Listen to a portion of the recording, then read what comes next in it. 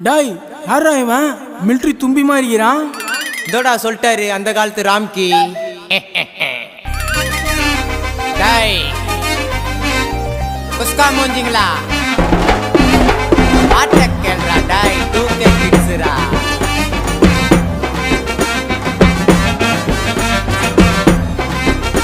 டோபி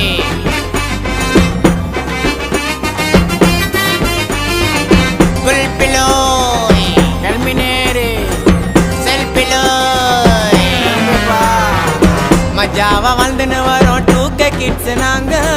ஸ்டைலில் போட்டி போட்டுக்கலாம் வாங்க. 90 கிட்ஸ் நாங்க ரொம்ப நல்ல பசங்க தாங்க.